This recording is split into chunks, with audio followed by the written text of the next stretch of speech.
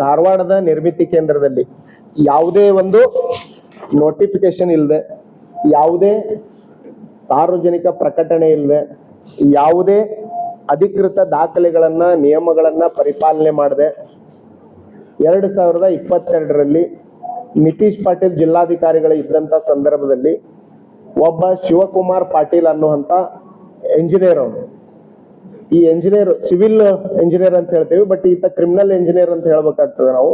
ಅಂತಹ ಎಂಜಿನಿಯರ್ನನ್ನ ಪ್ರಭಾರದಿಂದ ಪೂರ್ಣಾವಧಿಗೆ ಯೋಜನಾ ವ್ಯವಸ್ಥಾಪಕನನ್ನಾಗಿ ಧಾರವಾಡ ಜಿಲ್ಲೆಯ ನಿರ್ಮಿತಿ ಕೇಂದ್ರಕ್ಕೆ ಆಯ್ಕೆ ಮಾಡ್ತಾರೆ. ಆ ಆಯ್ಕೆ ಮಾಡಿದಂತ ದಿನದ ನಂತರ ಇವತ್ತಿನ ಮಟ್ಟ 100 ಕೋಟಿಯ ಅಕ್ರಮವನ್ನ ಆತ ನಿರ್ಮಿತಿ ಕೇಂದ್ರದ ಮೂಲಕ ಮಾಡಿದಾನೆ ಅನ್ನುವಂತ ಪೂರಕ ದಾಖಲೆಗಳು ನಮ್ಮ ಮುಂದೆ ಲಭ್ಯ ಇದಾವೆ. ಅದ್ರ ಜೊತೆಗೆ ಅಕ್ರಮ ಆಸ್ತಿಗಳನ್ನ ಆತ ಗಳಿಸಿದಾನೆ ಅನ್ನುವಂಥದ್ದಕ್ಕೆ ಪೂರಕ ದಾಖಲೆ ಇವತ್ತು ನಮ್ಮ ಮುಂದೆ ಲಭ್ಯ ಇದೆ. ಸೊ ಈ ನಿಟ್ಟಿನಲ್ಲಿ ಆತ ಏನೇನ್ ಮಾಡ್ದ ಅನ್ನುವಂತ, ಆತನ ನೇಮಕಾತಿ ಹೆಂಗಾತು ಅನ್ನುವಂತ ನಿಟ್ಟಿನಲ್ಲಿ 2023ರಲ್ಲಿ ಉಪವಿಭಾಗಾಧಿಕಾರಿಗಳು ಏನು ತನಿಖೆಯನ್ನ ಮಾಡಿದ್ರು, ಆ ತನಿಖಾ ವರದಿಯನ್ನ ಜಿಲ್ಲಾಧಿಕಾರಿಗಳಿಗೆ ಕೊಡೋದ್ರ ಮೂಲಕ ಈತನ ನೇಮಕಾತಿ ಕಾನೂನು ಬಾಹಿರ ಅದ, ನಿಯಮ ಬಾಹಿರ ಅದ, ಈತನನ್ನ ತತ್ಕ್ಷಣ ಈತನ ನೇಮಕಾತಿ ಆದೇಶವನ್ನ ಹಿಂಪಡೆದು ಅಥವಾ ರದ್ದು ಮಾಡಿ ಈತನ ವಜಾ ಮಾಡಿ ನೂತನ ನಿಯಮಾನುಸಾರ ಪ್ರಕಟಣೆ ಹೊರಡಿಸೋದ್ರ ಮೂಲಕ ಹೊಸ ಯೋಜನಾ ವ್ಯವಸ್ಥಾಪಕರನ್ನ ಆಯ್ಕೆ ಮಾಡಬಹುದು ಅನ್ನುವಂತ ವಿವರದ ವರದಿಯನ್ನ ಮಾನ್ಯ ಉಪವಿಭಾಗಾಧಿಕಾರಿಗಳು ಅವತ್ತ ಜಿಲ್ಲಾಧಿಕಾರಿಗಳು ಕೊಟ್ಟಿದ್ರು. ಕೊಟ್ಟು ಇವತ್ತು 3 ವರ್ಷ ಆದ್ರೂ ಸಹಿತ ಈವರೆಗೂ ಸಹಿತ ಈ ಯೋಜನಾ ವ್ಯವಸ್ಥಾಪಕನನ್ನ ಅಲ್ಲಿಂದ ಹೊರಗೆ ಹಾಕುವಂತ ಕೆಲಸ ಆಗಿಲ್ಲ. ಆದ್ರೆ ಇದೇ ಯೋಜನಾ ವ್ಯವಸ್ಥಾಪಕ ಎಲ್ಲರನ್ನೂ ಮ್ಯಾನೇಜ್ ಮಾಡ್ಕೊಂತ ಅಲ್ಲಿರುವಂತ ಎಲ್ಲ ಸಿಬ್ಬಂದಿಯನ್ನ ಇವತ್ತು ಸಂಪೂರ್ಣ ಹೊರಗೆ ಹಾಕುವಂತ ಕೆಲಸವನ್ನ ಆತ ಮಾಡಿದಾನೆ ಅನ್ನುವಂಥದ್ದಕ್ಕೂ ಸಹಿತ ಸಾಕಷ್ಟು ದಾಖಲೆಗಳು, ಪುರಾವೆಗಳು ನಮ್ಮ ಮುಂದೆ ಇದಾವೆ.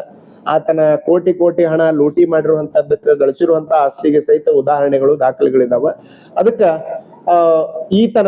ಈತನ ಸಹಚರರ ಅಕ್ರಮಗಳನ್ನ ತತ್ಕ್ಷಣ ರಾಜ್ಯ ಸರ್ಕಾರ ಉನ್ನತ ಮಟ್ಟದ ತನಿಖೆಗೊಳಪಡಿಸಬೇಕು.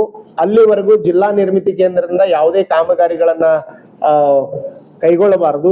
ಜೊತೆಗೆ ಈತನ ನೇಮಕಾತಿ ಪ್ರಕ್ರಿಯೆ ಅಥವಾ ವಜಾ ಮಾಡ್ತಾರೋ ನೇಮಕಾತಿ ರದ್ದು ಮಾಡ್ತಾರೋ ಗೊತ್ತಿಲ್ಲ, ಅದನ್ನೆಲ್ಲ ಮಾಡಿ ಈ ನಿರ್ಮಿತಿ ಕೇಂದ್ರದಿಂದ ನಡೆದಂತ ಅಕ್ರಮಗಳನ್ನ ಬಯಲಿಗೆಳೆದು ಸಾರ್ವಜನಿಕರಿಗೆ ಪಾರದರ್ಶಕ ಆಡಳಿತದ ರುಚಿಯನ್ನ ತೋರಿಸ್ಬೇಕು ಅನ್ನುವಂತ ಆಗ್ರಹವನ್ನ ನಾವು ಮಾಡಿ ಮಾನ್ಯ ಮುಖ್ಯಮಂತ್ರಿಗಳಿಗೆ, ಗೃಹ ಸಚಿವರಿಗೆ, ವಸತಿ ಸಚಿವರಿಗೆ, ಕಂದಾಯ ಸಚಿವರಿಗೆ ಎಲ್ರಿಗೂ ಸಹಿತ ಪ್ರತ್ಯೇಕವಾದಂತ ದೂರನ್ನ, ಮಾನ್ಯ ಜಿಲ್ಲಾಧಿಕಾರಿಗಳಿಗೂ ಸಹಿತ ಪ್ರತ್ಯೇಕವಾದಂತ ದೂರನ್ನ ನಾನು ಇವತ್ತೇನೆ ಕೊಡುವಂತ ಕೆಲಸವನ್ನ ಮಾಡ್ತಾ ಇದ್ದೇವೆ.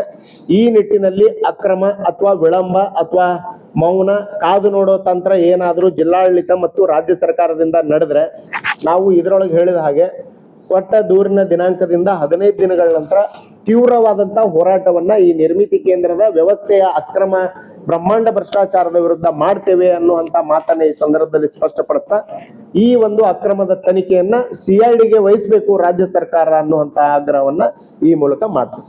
ಶಿವಕುಮಾರ್ ಪಾಟೀಲ್ ಎಷ್ಟೊಂದು ಪ್ರಬಲ ಆಗಿದ್ದಾರೆ ಅಂತಂದ್ರೆ ಯಾವುದೇ ಜಿಲ್ಲಾಧಿಕಾರಿಗಳ ಬಳಿ ಆ ಜಿಲ್ಲಾಧಿಕಾರಿಗಳಿಗೆ ಮ್ಯಾನೇಜ್ ಮಾಡ್ಕೊಂಡು ಇದ್ದಂತ ಶಾಸಕರಿಗೆಲ್ಲರಿಗೂ ಮ್ಯಾನೇಜ್ ಮಾಡ್ಕೊಂಡು ಅವ್ರಿಗೆ ಪಾಪ ಏನು ಹೇಳಿ ಮಿಸ್ಗೈಡ್ ಮಾಡ್ಕೊಂಡು ಹೊಂಟಾನು ಗೊತ್ತಿಲ್ಲ, ಅದನ್ನೆಲ್ಲ ತನ್ನ ಪ್ರಭಾವವನ್ನು ಬೀರ್ಕೊಂಡು ಲೂಟಿ ನಿರಂತರವಾಗಿ ಮಾಡ್ಕೊಂಡು